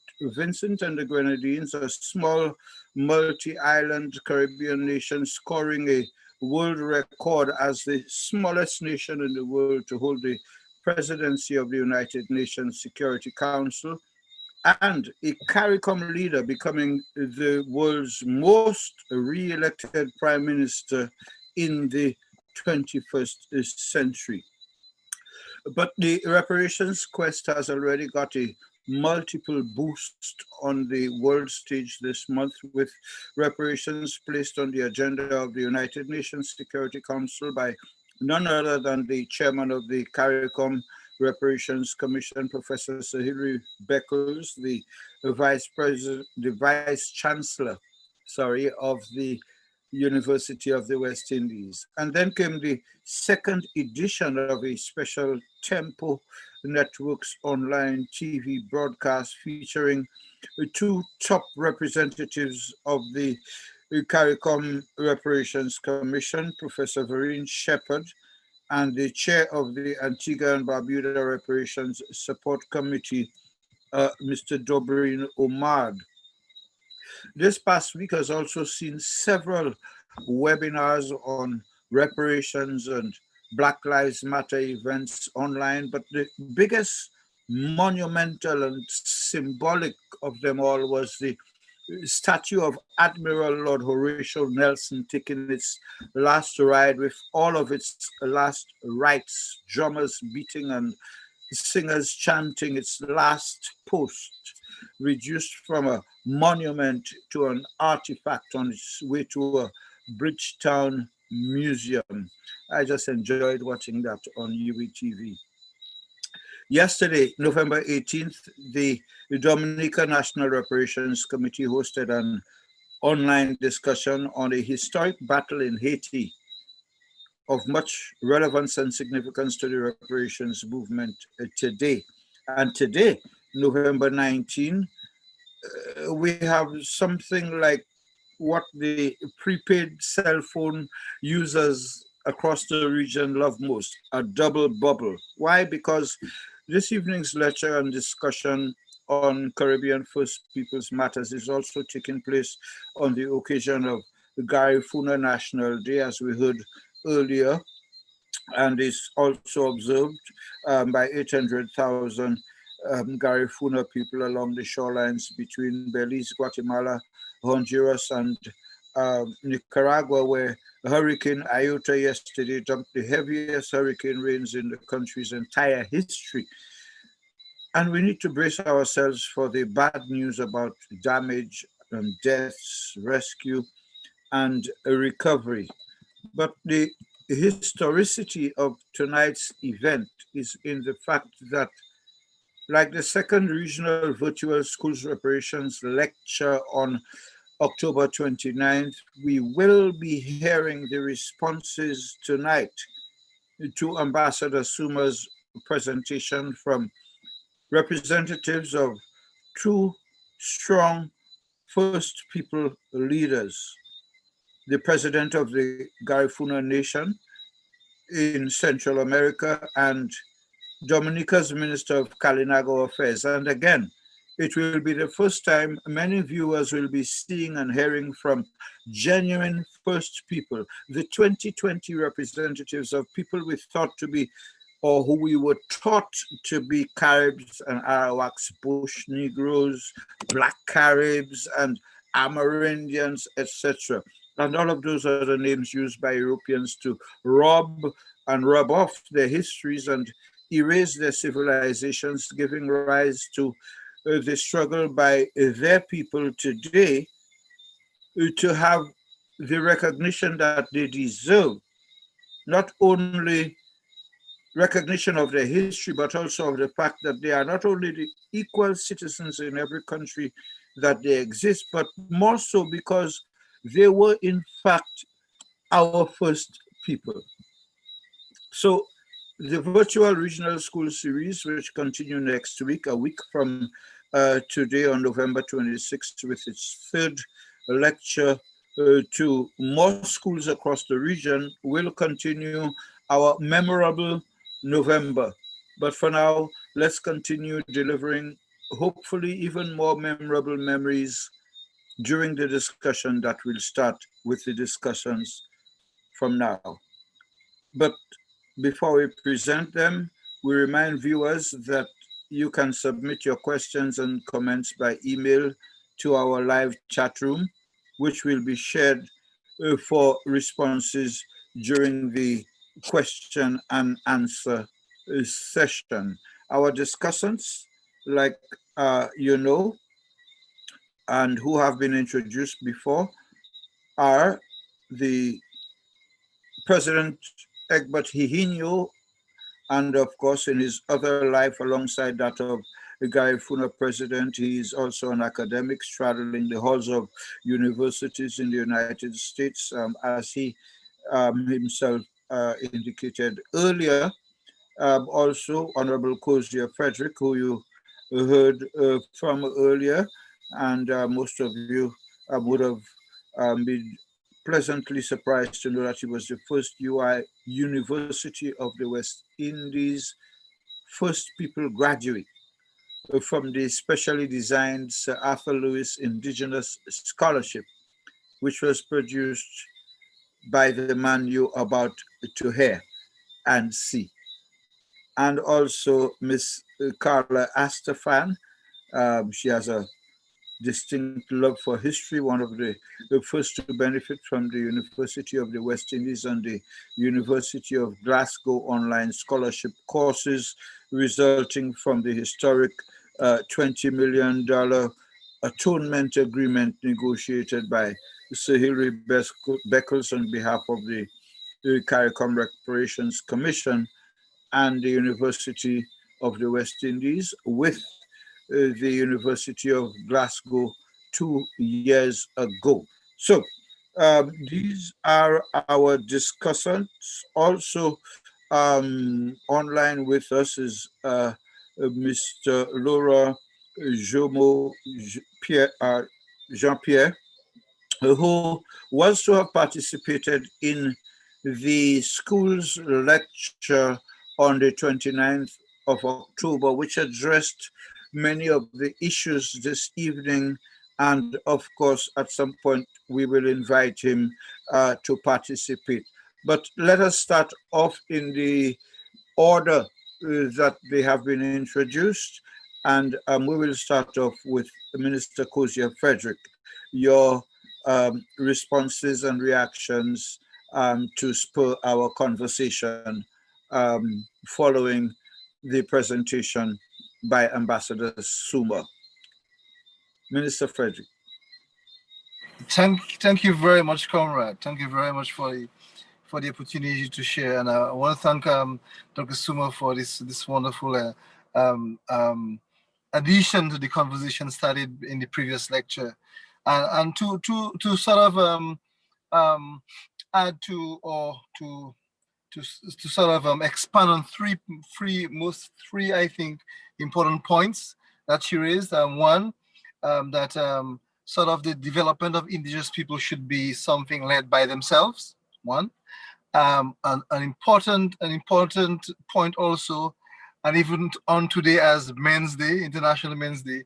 But however, the role of women in the entire movement of indigenous resistance. And the third point to look at in a very subtle and very solemn way how the indigenous people of the Caribbean, the Kalinago, for instance, supported the Black movement for freedom in terms of how the Kalinago people assisted the Maroons. And just to say that I think that Dr. Suma is so very right when she speaks to the point that that development of the people has to be one that is driven by themselves, one that has to be led by the people who appreciate their own culture, who appreciate the movement, and to ensure that it is not something that's led from outside. So it's an important point. And also to add to the view that while we speak about reparative justice in terms of how the British, I think, led and how it affected throughout the British colonization itself, we also have to look at what happened within the constructs of the French departments, the Spanish, and even to some extent the Dutch settlements in the Caribbean. So it is really important to note that that the movement has to touch within all of those spheres, and to ensure that all of the European nations that were part and parcel of that movement of capitalizing the resources of the Caribbean region, or what I call or what I argue to be called the Kainago Island Archipelago. It's very important that we look at all of those European countries that contributed to the demise of the Kainago people. The role of women, it is very important, like Dr. Suma alluded to. It is very important to note that while the men were preoccupied with the formal military resistance, the women were tasked with ensuring that the homes were secure. So throughout the course of the civilization, and even today, we see the role of women being very important, or where women took on the roles of growing children. They took care of growing food. They took care of all of those trappings of civilization which surrounded the home, to ensure that it was a safe space for the continuation of our civilization. So we should not discount. And I think it's something that we have not researched enough. It is something that for sure has not been claimed within the constructs of the European conversation, and it's something that young scholars within our space at this point should endeavor to unearth, because you would well appreciate that women had have always had a positive role to play within all aspects of any civilization. I think it's also important to look at the sort of collaboration between the indigenous population and the people of African descent.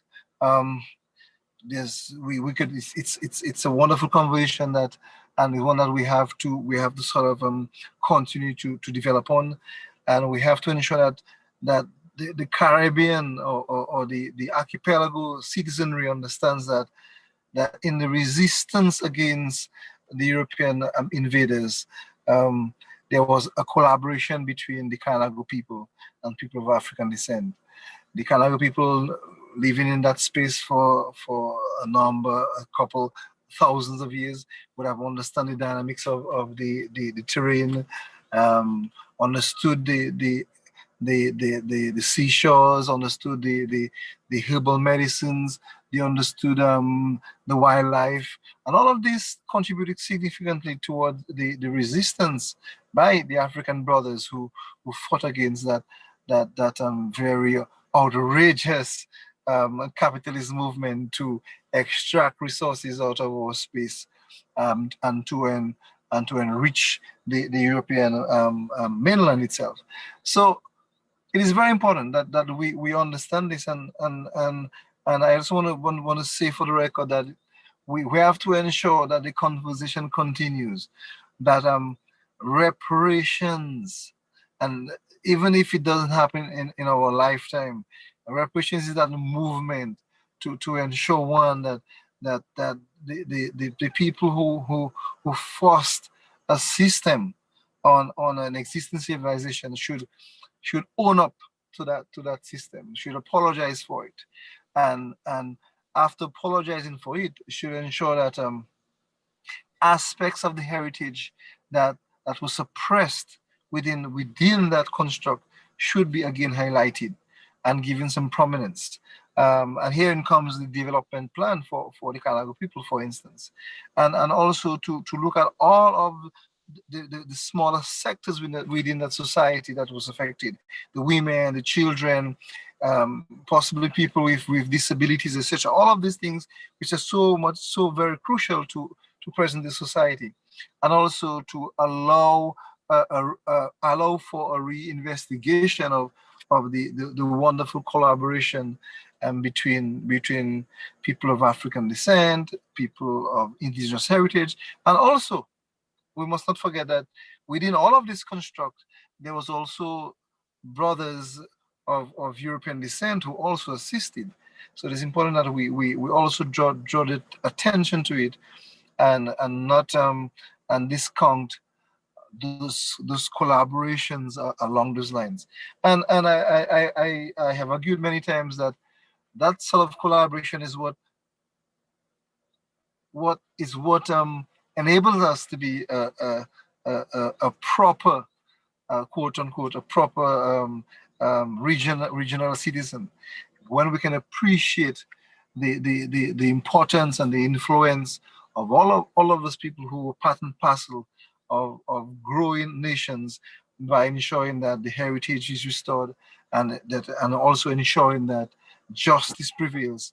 Because you could well imagine that the region would be quite different if there wasn't a sort of oppressive intervention through European colonization, and also an oppressive system of slavery, because the relevant information is here to suggest that there was already collaborations along the continents with the region, and those collaborations could have developed and bring to fruition a much, I argue, a much richer civilization.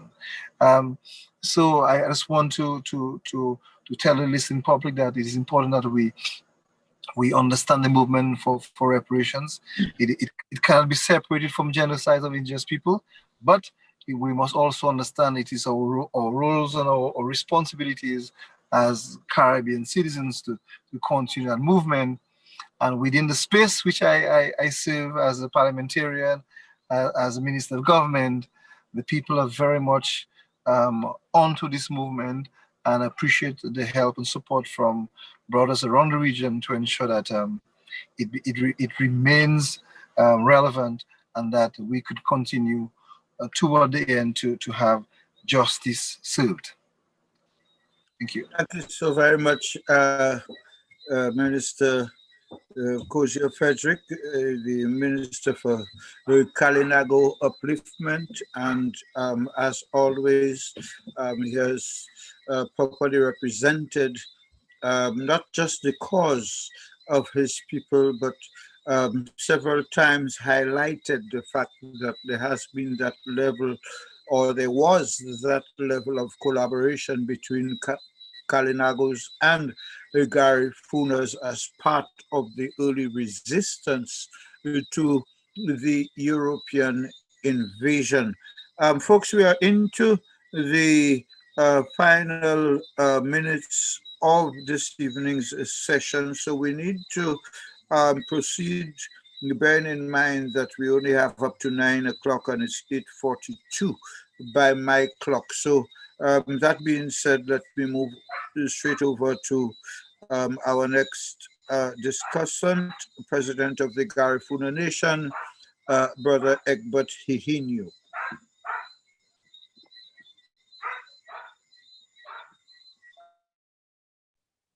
Thank you, Brother Earl. And thank you, Dr. June Sumer, for that very inspiring and very comprehensive lead into the discussion. I want two things look at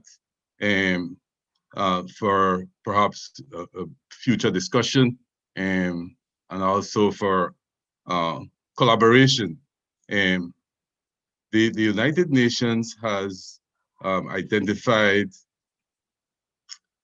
has given the award title of Masterpiece of the Oral and Intangible Heritage of Humanity to the Garifuna language, dance, music of the Garifuna people.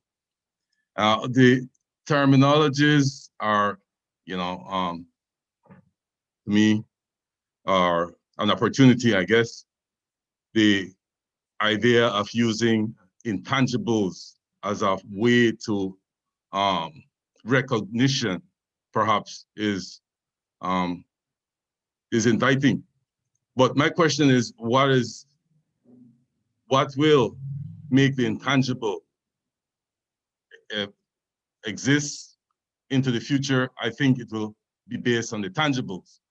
which we could address to the development that will come from reparatory justice. So it's a good thing that UNESCO has declared our dance, music as intangible gift to humanity. But my question is, how can the intangible exist without tangibles? So it's the tangibles that I would like to perhaps invite you to help us in this struggle. For example, I'm looking at what has been there before.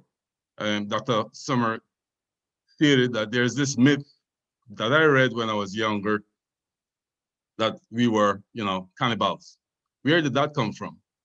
And so how do we go about debunking that myth is a challenge for me. Tomorrow, the Garifuna Nation is having a conference for women because we are thinking that this is one way that we could go back to galvanizing our existence as a family. And we are deliberately doing that after the 19th, after today, because we think that we should focus more on the development of our communities. There's too much attention given to celebrations and to, the loss of our cultural artifacts to what has been commercialized. So we think that we need to come back to the family structure by inviting our women within the community of the Garifuna culture to discuss, for instance, what it is to be a Garifuna.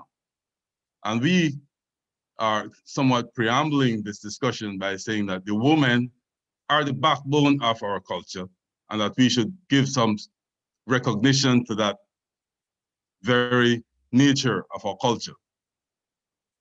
We don't know how this will end, but we are inviting the men too to participate in this discussion to review the role of our women who we have seen are the backbone of our culture. And we call the backbone of culture is called Garifuna Doa, which is an active word within Garifuna culture. But I do invite Dr. Summer to help us along with understanding how this myth was developed, this myth of cannibalism, and how we could go about debunking it. I, for instance, have an interest in the whole thing of semiosis and signs, how the Europeans use, words to project their objective by using, certain words and that are perhaps included in their whole project of extinction, delegitimization, and deterritorialization, right? They use words, and I think Dr. Summer did mention that the whole project of extinction was based on what some people would say, you give somebody a bad name and then you go and you get rid of them. In terms of reparatory justice, on behalf of the Garifuna Nation, we are somewhat new to this. I want to say new because previously there was a grouping in Belize that was discussing reparatory justice between the Afro-Belizeans and the Garifuna. And we have to understand that we have to understand that there is a difference in the Afro-Creole slavery reparatory justice recommendation and the Garifuna, whose history is not a part of the slavery, but more of what I would say the genocide that was committed along the lines of what is documented happened in St. Vincent.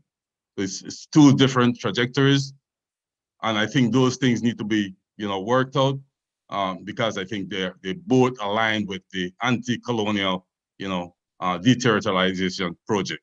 There's, I think, little difference, but I think those two distinctions should be made clearly. All right, so as we move forward. And in terms of our experiences with the Spanish, with the introduction of Columbus. And that also need to be worked out. I think it's very different from the British. It's the same thing of deterritorialization and the genocide project.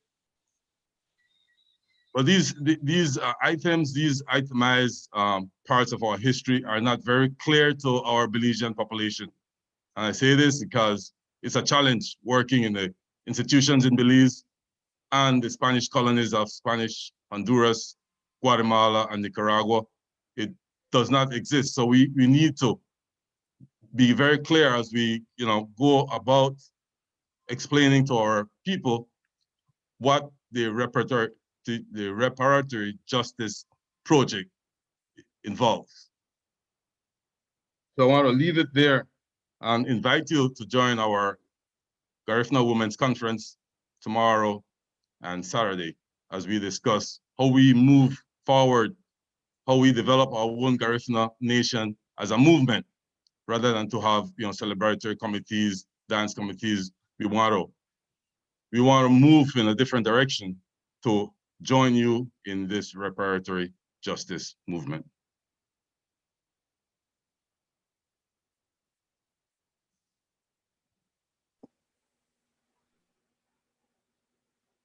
Thank you for joining us. Thank you for also on this Men's Day, calling on men to play a greater role in better understanding the role that women ought to continue to play in the development and preservation of Garifuna culture. But we also have to bear in mind our time constraints. By my clock, we only have 9 more minutes.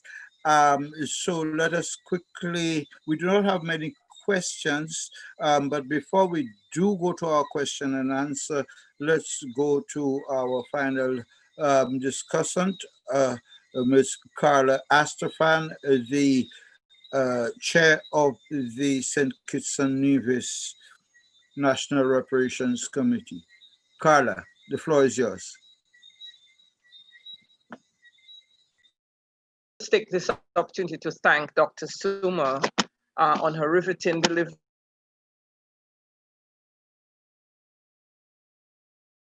Here with you on these islands' history as it relates to the first peoples, the Kalinago, and their resistance to the European colonization.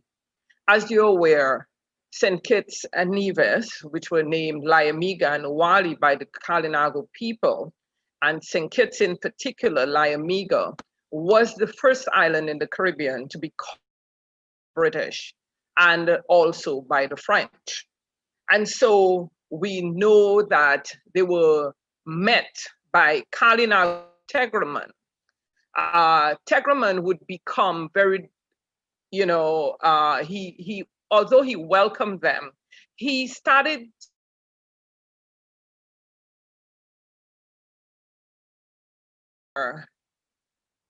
he wasn't happy with the influx of people. There was, the continued arrival of English and French would lead him to invite persons, Kalinagos from neighboring islands, to this island to attack the English and the French, because he wasn't, hundreds of years. And so the Kalinago people were fighting back for their lands. It was their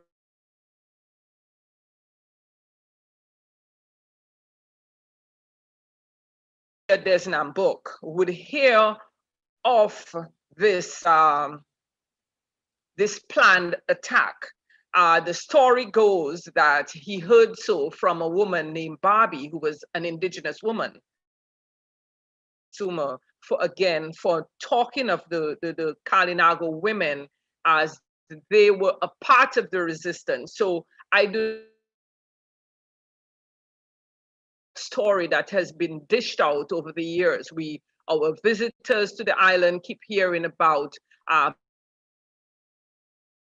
give up on her people, who sold out her people.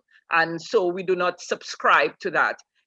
I believe that Thomas Warner and Pierre Desnambuc may have seen the arrival of the canoes, and so they preempted that attack, and they got together and decided they would kill Chief Tegraman. Okay, so this is where, as I said, this first massacre, which took place of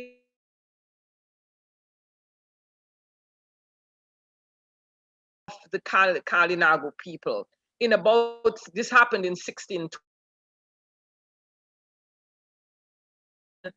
Kalinago people who were in St. Kitts, in Nevis, because there were Kalinago and Nevis as well.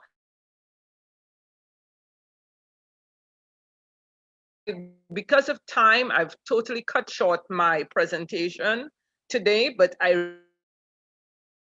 half of the St. Kitts Nevis National Reparation Committee join in the call that Honorable Cozier just made as to the apology for, you know, the decimation of the Kalinago people.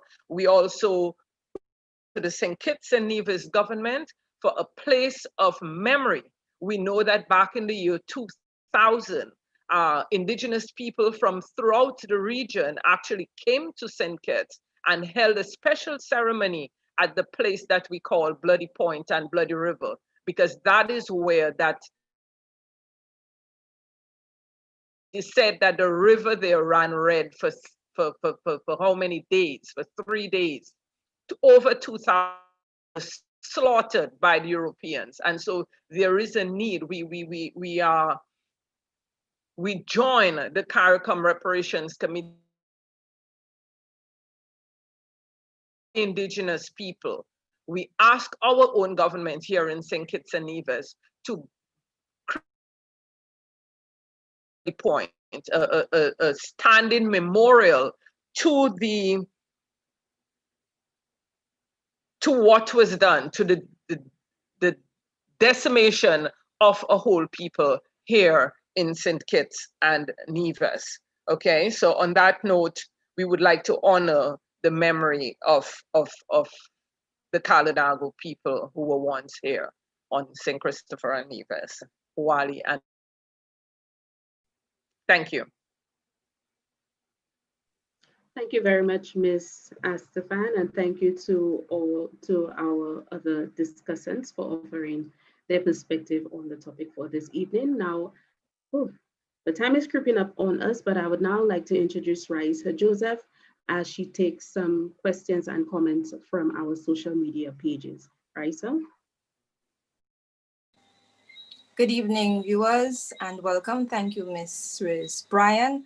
We now move on to the comments presented by individuals from our social media pages.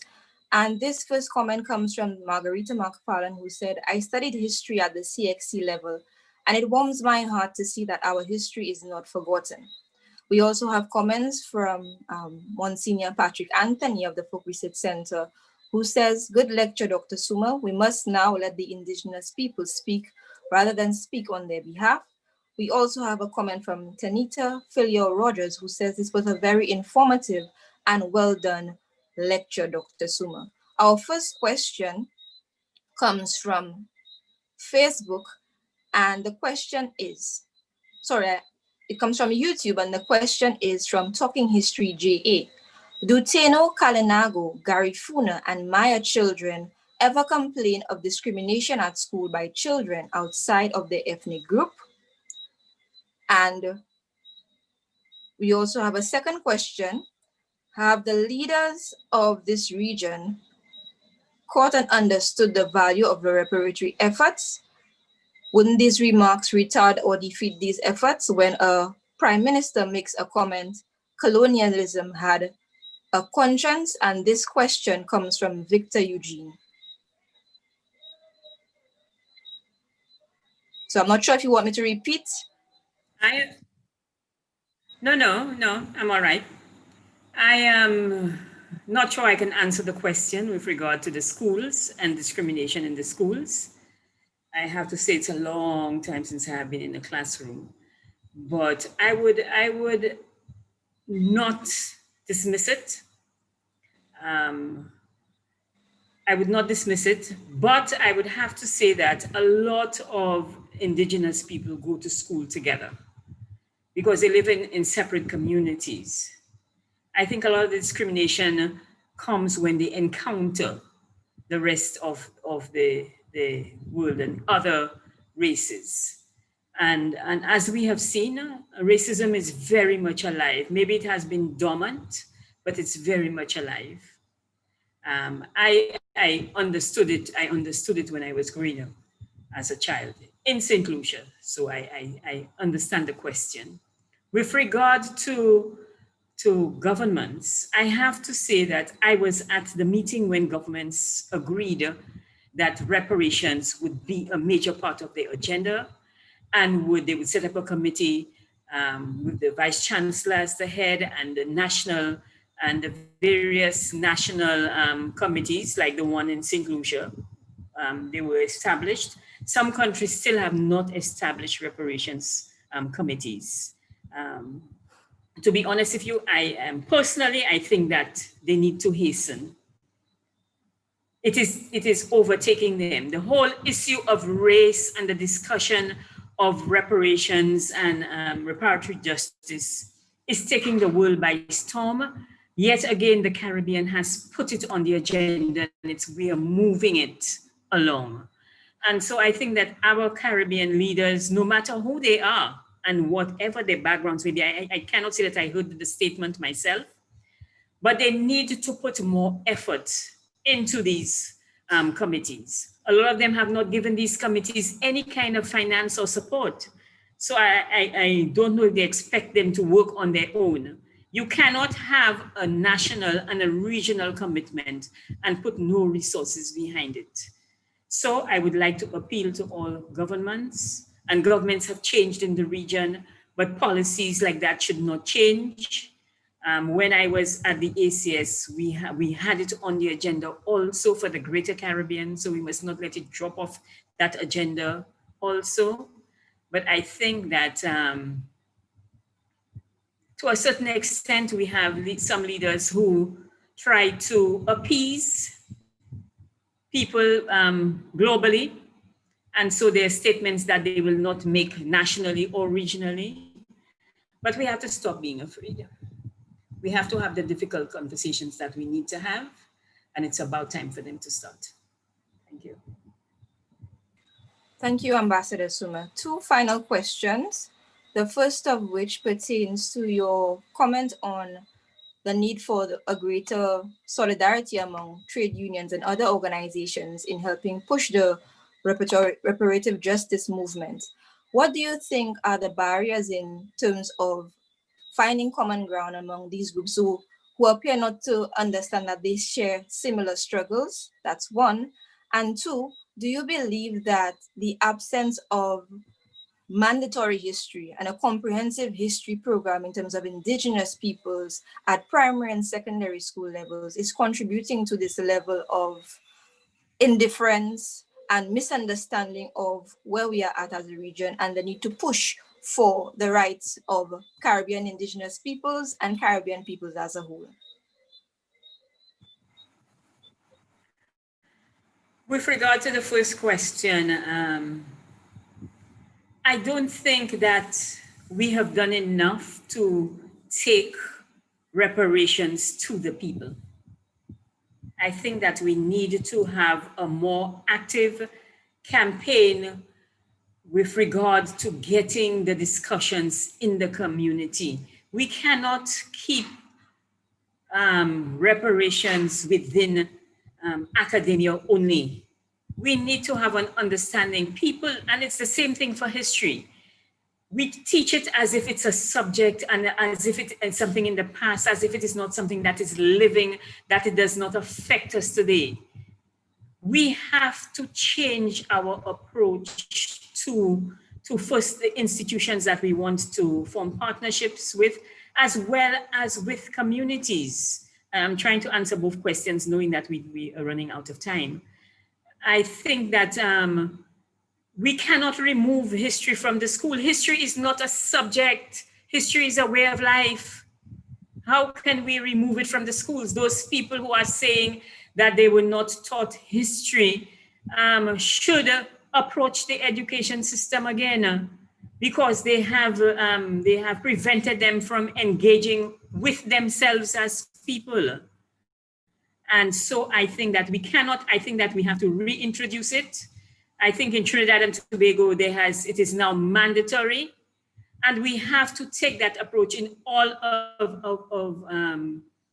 of our institutions throughout the region. From the time you enter school, you must learn your history. Why shouldn't you know about what are we afraid of? What are we ashamed of? We have spent so many years blaming the victims, but we don't realize that we have a cause. And the trade union movement has always been involved in the struggle. But I think that right now they need to be reintroduced to some of the history and the struggles. They're new trade unionists, and maybe they're just looking at workers' rights currently and thinking within a narrow confine of their own union, not even nationally, and far less regionally. So I think we have to deepen the partnerships with any of these institutions, the private sector also, with different institutions of the private sector, with the educational sector, etc., for us to be able to move the call for reparatory justice, the call for deepening of our understanding of ourselves forward. A lot of the people who are fighting for these things have gray hairs now. We need the young people to become more involved. Thank you. Thank you immensely for these responses, Dr. Suma, quite comprehensive. And I think that we can also pose additional questions as to how we move forward in future lecture series, and that we ask for greater participation and solidarity in this movement from all, because justice impacts all and benefits all when we strive together. We now move on to Mr. Nkrumah Lucien, who will bring to us some very important messages as we bring our lecture to a close.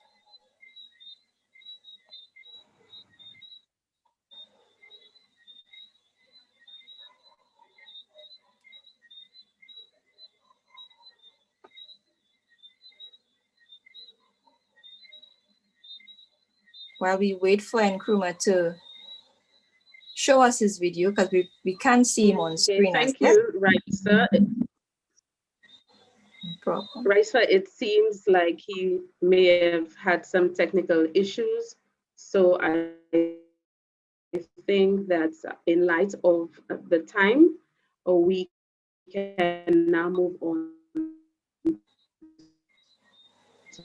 to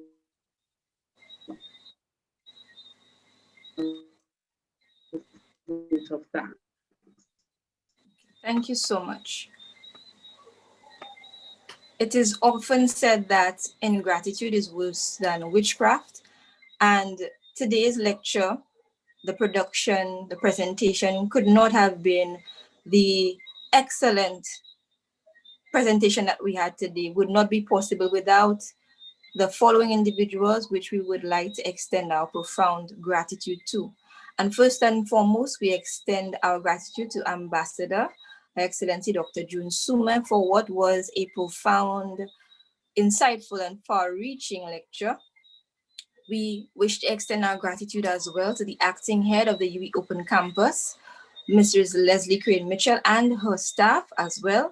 Our sponsors, Her Excellency Dame Paulette Louisi, the Nobel Laureate Festival Committee, the Sir Arthur Lewis Community College, the Monsignor Patrick Anthony Folk Research Center, the Archaeological and Historical Society of St. Lucia, in particular, Mr. Laura Jopien, the National Youth Council, the Ayanola Council for the Advancement of Rastafari, and the Caribbean Rastafari Organization. We also wish to thank the National Reparations Committee Executive, Mr. Nkrumah Lucien, among other individuals such as Mr. Winston Fulgens and Ms. Sharon Drizel.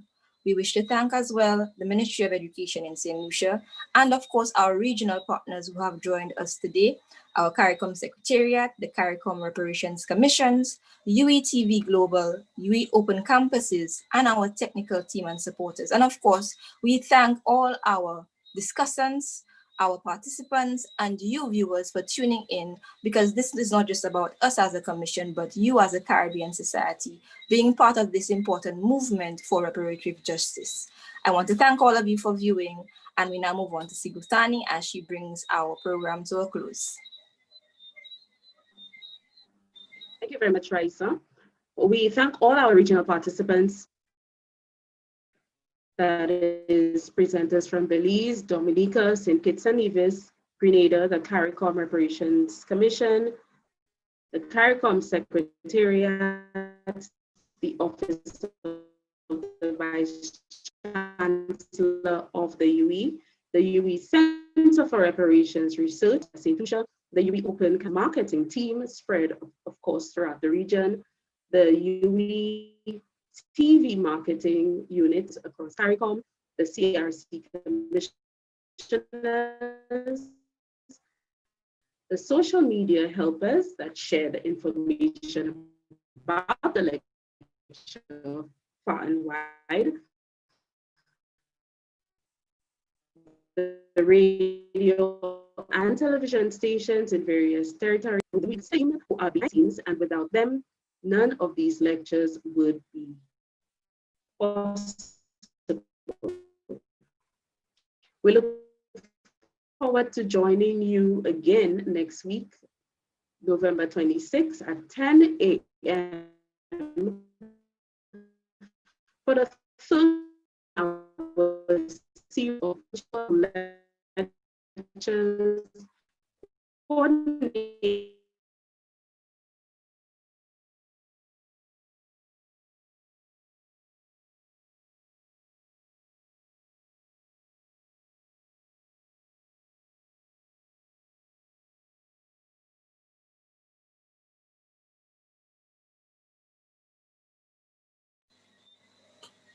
We seem to be having some technical difficulties with Sigufani's feed, but we wish to thank all our viewers for participating once again. Have a wonderful evening, and we look forward to your continued support as we strive to bring you our lecture series and our National Schools lecture series in providing greater edification on where we are at as a Caribbean civilization and our strives to improving. Good evening.